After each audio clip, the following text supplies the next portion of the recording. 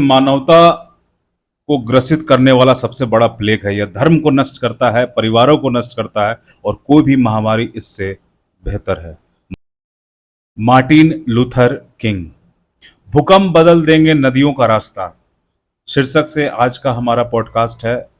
Editorials लिखा है जयप्रकाश त्रिपाठी जी ने और इन्होंने बहुत ही एक हालिया अध्ययन आया था कि भूकंप के कारण नदी तंत्र में जो बदलाव हो रहे हैं उस पे इन्होंने प्रकाश डाला है।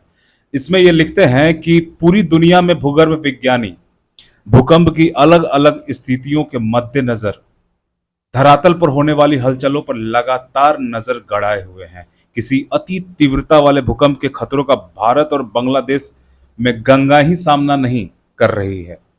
म्यांमार की इरावदी, चीन की येलो नदी, अमेरिका की क्लाइमेट और सीरिया, फिलिस्तीन, इजराइल की सीमाओं से गुजरने वाली जॉर्डन नदी की राह भी निरापद नहीं है, अछूती नहीं है। गंगा वैसे तो अपने तटों के प्राकृतिक कटाव के कारण समय समय पर रास्ता बदलती रहती है। गंगा और ब्रह्मपुत्र बीते 6000 वर्षों में कई बार अपने रास्ते बदल चुकी है। ताजा अध्ययन में वाखेगिनन यूनिवर्सिटी नीदरलैंड की लेखिका एलिजाबेथ चेम्बरलेन का एक अत्यंत डरावना निष्कर्ष सामने आया है कि जिस तरह लगभग 2500 वर्ष पहले उच्च तीव्रता वाले भूकंप ने 180 किलोमीटर तक गंगा का डेल्टा उलट पुलट कर दिया था, भविष्य में वैसा दोबारा भी घटित हो सकता है। धरती के भीतर होने वाली कंपन कई बार नदियों का मार्ग बदल चुके हैं। ऐसे में नदी कभी कभी अपने मूल स्थान से मीलों दूर चली गई है। इससे तटवर्ती नगरों, महानगरों के निर्माण तो ध्वस्त होते ही हैं, एक बड़े परिक्षेत्र की कृषि भूमि भी जलमग्न हो जाती है। अपने सबसे घातक और विनाशकारी रूप में आने वाला भूकंप सड़कों, राजमार्गों को तोड़ते हुए पूरे परिदृश्य को मौलिक रूप से बदलने के साथ ही नई नई झीलें भी बना सकता है। विश्व में 2500 से ज्यादा ऐसी जगह हैं जहां नदियां सक्रिय फॉल्ट के ऊपर से बहती है। यह एक जोखिम भरी स्थितियां हैं। जहां भी अत्यधिक सक्रिय फॉल्ट के ऊपर बड़ी आबादी बसती है, नदियां बहती हैं, वहां गंभीर संकट मुंह बाए खड़ा है। दोस्तों, यहाँ रुककर मैं आप लोगों को बताना चाहता हूं कि जिस फॉल्ट की बात हो रही है वो दो प्लेटों के बीच में जो धंसा हुआ पार्ट होता है उसको फॉल्ट कहते हैं ज्योग्राफी के टर्मिनोलॉजी में। इसमें ये आगे लिखते हैं कि जब टेक्टोनिक प्लेटें सतह के नीचे एक दूसरे की प्रतिकूलता में खिसकती हैं, कंपन पैदा करती हुई चट्टान और मिट्टी की परतों के माध्यम से ऊपर उठती जाती हैं, ऐसे में भूकंप का केंद्र नदी के करीब हुआ तो जमीन का विस्थापन नदी की दिशा में बदल जाता है। नदियों और भूकंपों के मामले में धरातल की अंतः क्रियाओं का अध्ययन करके भावी परिवर्तनों के बारे में अधिक स्पष्टता से जाना जा सकता है। एक बड़े भूकंप ने सन 1833 में जब कुमाऊं क्षेत्र को बुरी तरीके से झकझोरा था तो कोसी नदी पूरब के बजाय दक्षिण की ओर बहने लगी। आसपास जलमग्न हो जाने से 1 लाख से अधिक लोग विस्थापित हो गए और इसी तरह 1556 में चीन की शांक्सी प्रांत में हजारों लोगों की जान ले चुके ग्रेट झेनबेई भूकंप के दौरान पीली नदी ने यानी कि येलो नदी ने मार्ग बदला था, तो एक बड़ा कृषि क्षेत्र जलमग्न हो गया और नदी 300 मील दक्षिण हुआई नदी में तब्दील हो गई। जापान के कांटो मैदान में 1923 में भूकंप से टोन नदी का रास्ता टोक्यो की खाड़ी से बदलकर प्रशांत महासागर में चला गया और ओयामा शहर में बाढ़ आ गई। 1.5 दशक तक दोबारा भूकंप ने फिर से टोन का मार्ग बदल दिया। जलवायु परिवर्तन के साथ जैसे जैसे मौसम का पैटर्न समुद्र के स्तर को प्रभावित कर रहा है, नदी प्रणालियों में भूकंप से होने वाला विनाशकारी परिवर्तन को समझना अपरिहार्य हो चला है। धरती लगातार हिल रही है, पहाड़ों में दरारें पड़ रही हैं, नदियां वैसे भी विशेष रूप से मार्ग और प्रवाह में परिवर्तन के प्रति संवेदनशील होती है। भूकंप से नदी मार्ग में परिवर्तन के विनाशकारी परिणाम हो सकते हैं, जिससे संपत्ति, कृषि और बुनियादी ढांचे को भारी नुकसान पहुंच सकता है। हाल ही में जब अध्येताओं की एक टीम ने ढाका से 100 किलोमीटर नदी दक्षिण में नदी की पुरानी मुख्य धारा खोजने के लिए सैटेलाइट चित्रों का इस्तेमाल किया तो उस इलाके में भूकंपीय संकेत चिन्ह मिले हैं। इस क्षेत्र में गंगा ब्रह्मपुत्र की प्लेटें करीब करीब होने से यहां अक्सर तेज भूकंप आते रहते हैं।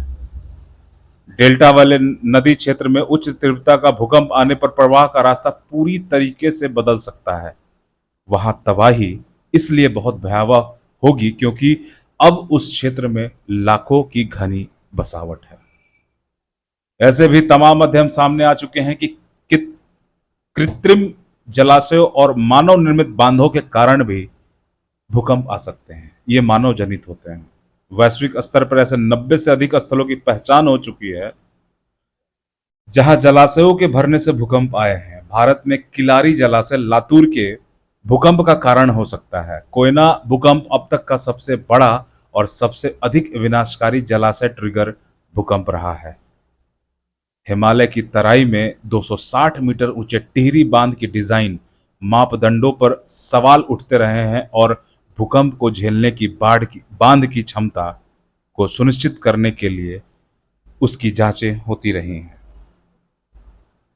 मई 2008 में सिचुआन के जिम्पगू बांध के निर्माण के कारण आए 7.9 तीव्रता के भूकंप ने 80,000 लोगों की जान ले ली थी। जलाशय की गहराई सबसे महत्वपूर्ण कारक है, लेकिन पानी का आयतन भी भूकंप उत्पन्न करने में एक महत्वपूर्ण भूमिका निभाता है।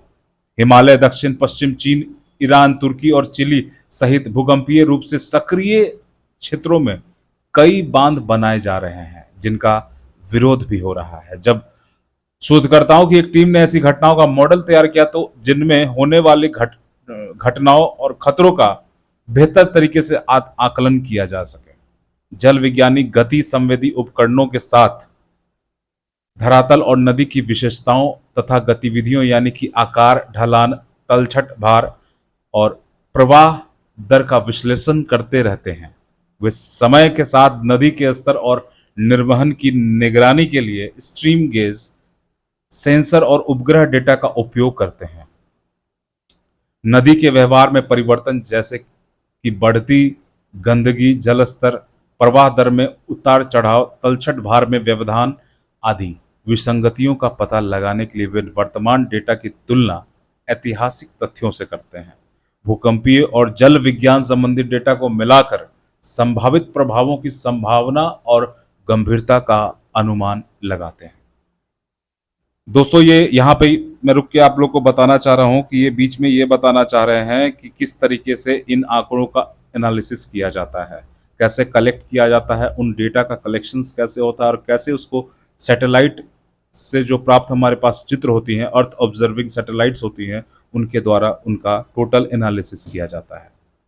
भूकंप इसमें ये आगे लिखते हैं कि भूकंपीय गतिविधियों और नदियों के प्रवाह पर बारीक नजर रखे हुए वैज्ञानिक लगातार ऐसे जोखिम वाले तमाम वैश्विक क्षेत्रों की पहचान करने में जुटे हैं।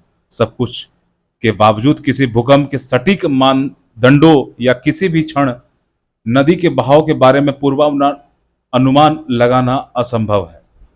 जैसे जैसे मानव जनित भूकंपों की आवृत्ति और परिणाम में वृद्धि हो रही है, शोधकर्ता सतही जल और भूजल पर उनके प्रभावों का पता लगाने में जुटे हैं। एक नए अध्ययन में शोधकर्ताओं ने 5 दशक के उपग्रह चित्रों के अध्ययन के बाद एक नए सुराग खोज निकाले हैं कि नदियां कहां और क्यों अचानक अपना मार्ग बदल लेती हैं। इस दिशा में लगातार प्रयासों के बावजूद नदियों के स्थानांतरण के बारे में कुल डेटा अभी अपर्याप्त है। जलवायु परिवर्तन से भी महाविनाशकारी बाढ़ आ सकती है और समुद्र जलस्तर नदी के मुहाने के पीछे हटने का कारण बन सकता है। धन्यवाद दोस्तों, अगर हमारा वीडियो आपको पसंद आ रहा है तो आप इसे लाइक, शेयर, सब्सक्राइब करना बिल्कुल न भूलें।